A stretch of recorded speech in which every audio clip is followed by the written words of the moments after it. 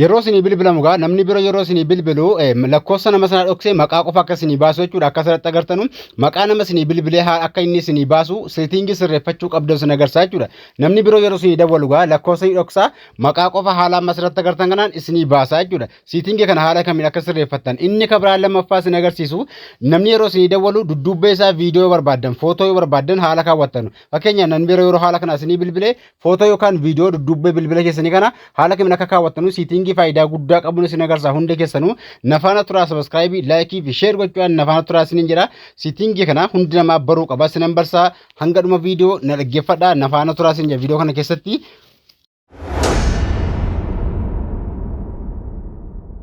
Gara viidiyoo deemuun duratti chaanalii keenya sabiskiraayibii gochuudhaan viidiyoo laayikii tuquun dhaggeeffadhaa. Gaaffii yoo qabaattan waan bilbilaa wal qabate yoo jiraate gaaffii yoo qabaattan komenteetti barreessaa. Akkasuma viidiyoo kana namoota hedduu bira gakkoo sheer godhaaf viidiyoo godinyaa keessanii bilbila keessa irraa gaa seetingiilee baay'ee jira. Bilbila keessa irraa bakka ittiin dawwalatan fooyin bakka jiran kaarseen waan gaa eegaa achira seentanii bilbila keessa irraa tuqaa sadeen gubbaa hedduu jira. Tuqaa sadii gubbaa tuquudhaan seetingii bakka jiru keessanii seentu. Seetingii keessa geessentanii asirratti ol xaawuudhaan aazar koolmi seetingii bakka inni seentu. Sana booda asirra seetingii kana sadeen oonii ta'uu isaanii ilaaltu. Sana booda ganjallaa dhuftanii show kontaanti gadi dhuftanii gaa ganjallaa kana show kontaanti point number bakka tuqaanii tuqxu. Achi keesseen waan seetingii tokkoffaa isin barsaa asirra geessentanii yoo kana oon gootan namni yeroo isinii bilbilu lakkoofsa isaanii mul'ata. Maqaan nama isinii bilbilee sana maqaa isaanii agartu jechuudha. Lakkoofsas ni bartu jechuudha. Kanaafuu namoonni biroo yoo bukkee keessan jiraatanii lakkoofsa nama sana baruu danda'u jechuudha nama isinii bilbila sana. Kanaaf akka namni biraa hin barre isin qofatiin maqaa laaltanii nama sana waan beektanuuf oofii ofirraa gootu jechuudha. Namni biroo bukkee keessa yookaan immoo isin cinaa jiraate nama isinii bilbila sana maqaa qofa argaa lakkoofsa qofa hin argu jechuudha. Kanaafuu akka lakkoofsa dhoksee maqaa isinii baasu barbaadan seetingii kana ofirraa gootu jechuudha. Ni cuftu jechuudha haala kanaan. Yoo oonii gootan maqaadhaa fi lakkoofsa ni mul'isa.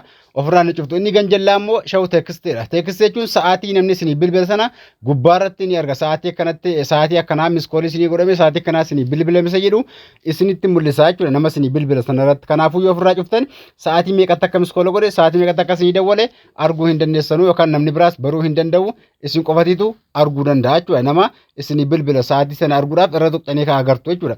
Dudduubatti deebi'uudhaan inni lammaffaa isin agarsiisu yookaan seetingii inni sadeessaa isin agarsiisu oofii gochuudhaan kana eega of gootanii dudduubatti ni deebitu bilbila keessa irraa. Seetingii inni lammeessaa faayidaa guddaa qaba. Seetingiilee bilbila keessaa waa hundaayyuu baruu qabdu jechuudha. Maaliif guyyaa takka waan isin fayyaduuf bilbila keessa waan jiru hunda baruu qabdu. Dudduubatti deebi'uudhaan bilbila kan keessan irraa eega dudduubatti deebitanii haala hammaa isin agarsiisu kanaan bilbila keessa irraa dudduubatti deebi'uudhaan koolmi baakgiraawundi bakkeetti kaanii tuqxu. Koolmi baakgiraawundi siim kaardii ni filattu. Siim kaardii barbaaddan maaliif yeroo isin bilbilamu viidiyoo yookaan footoo dudduuba kaawwachuudhaaf siim kaarduma takka eega filattanii ganjallaa kaa dhufuudhaan gaa baakgiraawundi bakkeetti ni tuqxu. Koolmi baakgiraawundi bakkeetti ganjallaatti jechuudha. Asada eega tuqxanii keesseen waan as keessaa kana filachuu dandeessu. Yoo akka waan akka isiniif hin baasinan keessan gaalaarii keessaas filachuu dandeessu. Awwaala as keessaa barbaaddan inni kun viidiyoodha. Yoo viidiyoo barbaaddan bakka kanarra kaawwattu. Yoo footoo barbaaddan bakkuma nama jiru kana harka bitaarra kaawwattu jechuudha. Haala kana yoo chira tuqxanii viidiyoo irratti akka inni viidiyoo akka yeroo namni isinii bilbilu viidiyoon ni dubbata. Seet asirratti seet koon baakgiraawundi jechuudhaan seefii gootu yoo barbaaddan yeroon isinii bilbilu haala kanaan dubbata. Yoo immoo footoo barbaaddan yoo immoo gaalaarii keessa fudhachuu barbaaddan ida'uu gubbaa jirtu tuqxu jechuudha. Gaalaarii keessaa viidiyoo yeroon isinii bilbilu viidiyoo barbaaddan gaalaarii keessaa ni filattu yookaan immoo footoo barbaaddan bilbila keessan keessaa yoo awwaala daawunloodii godhattanii qabaachuu qabdu. Sooshaal miidiyaa adda addaa irraa footoo yookaan viidiyoo gaggabaabaa viidiyoo yoo ta'e garuu gabaabaa sekundee 10 gadi ta'uu qaba. Akkasuma footoo yoo ta'e immoo footoo bareedaa tokko irra tuqxu nama tokko mara tuqee isin agarsiisa waan isin agarsiisu waan ta'eef footoo kanarra akka yaa'uudhaan seef jettu kana seet koon baakgiraawundi jettu kana ganjallaa kan jirtu kaa tuqxanii seefii gootu jechuudha. Seet as koolmi baakgiraawundi bakkeetti kaa tuquudhaan seefii godhamee jira jechuudha. Hamma yeroo dudduubatti deebi'uudhaan namni isinii bilbile yeroon isinii bilbilu sana hamma dudduubatti deebitanii ilaaltan viidiyoo dubbata yookaan immoo footoodha jechuudha. Yoo viidiyoo barbaaddes haaluma hammaatiin siim kaardii lammaffaa barbaaddanis siim kaarduma feetan haala kanaan kan isin irra kaawwattan gubbaarratti mul'ata kan isin irra kaawwattan jechuudha. Yoo haala kanaan ammallee viidiyoo yoo barbaaddanis bakka harka kana gamanaa jiru kun sadan inni gubbaa jiru inni ganjallaa jiru kun viidiyoodha. Viidiyoo rakkaachuu barbaaddan awwaala asirra raayitii ni gootu. Sana booda eega raayitii gootanii kaatanii seet ka'eetti kaatuquudhaan seefii gootu yoo viidiyoo barbaaddan. Ammoo yoo gaalaarii keessaa viidiyoo fudhachuu barbaaddan dudduubatti deebi'uudhaan haala kanaan seefiidha kan nuun seef isinii godha jechuudha.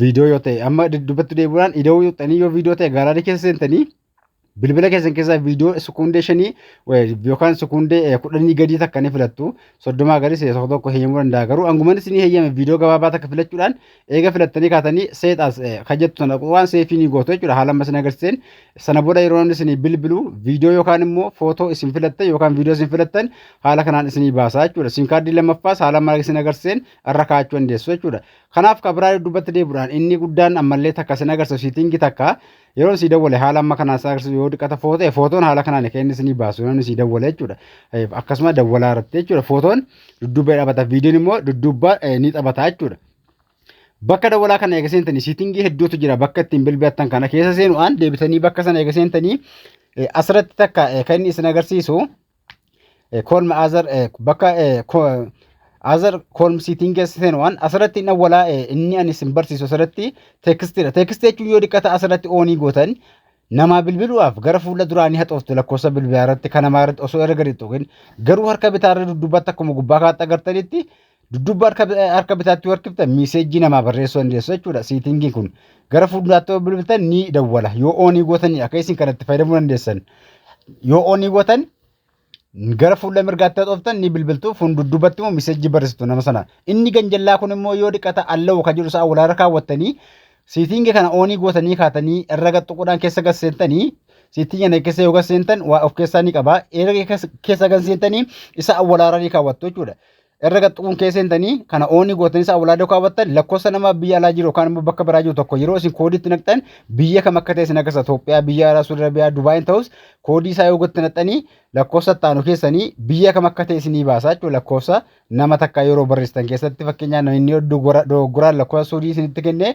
Dubaayii yoo isiniin jedhee adda baafattanii biroo hundisu akka Suudii ta'e jechuudha haala kanaan lakkoofsa Yemen yookaan immoo lakkoofsa Omaan isinitti kennee lakkoofsa kun Suudii yoo isiniin jedhee lakkoofsa sana yeroo isin koodiitti gootaneettanii lakkoofsa inni isin taqee biyya immoo gubbaarratti agartu jechuudha biyya san biyya inni ta'e lakkoofsi sun haala kanaan siitingii bilbilaa keessaa haala kanaatti fayyadamaa isiniin jedha siitingii bilbilaa keessi waa'ee siitingiidhaa fi bilbila keessaan barnoota hedduutu jira jechuudha barnoota kana caalu baay'eetu jira sakaan guyyaa biraa isin garsaa haala kanaatti fayyadamaa isiniin jedha viidiyoo kan akka namoota hedduu bira ga'uu laayikii fi sheer godha barnoota kanaa miti ka sooshaal miidiyaa hundarraa waa'ee bilbilaa waa'ee siitingii bilbilaarraa waan isin gallee jiraate gaafii komantiitti gaafadhaa waa'ee yuutuubii feesbuuk tiktookii wal qabate jechuudha gaafii qabdanuu komantiitti gaafadhaa isin bifa viidiyootti isin dhiyeessa haala kanaatti fayyadamaa viidiyoo kana laayikii fi sheer godha kan namoota hedduu bira ga'uuf galatooma.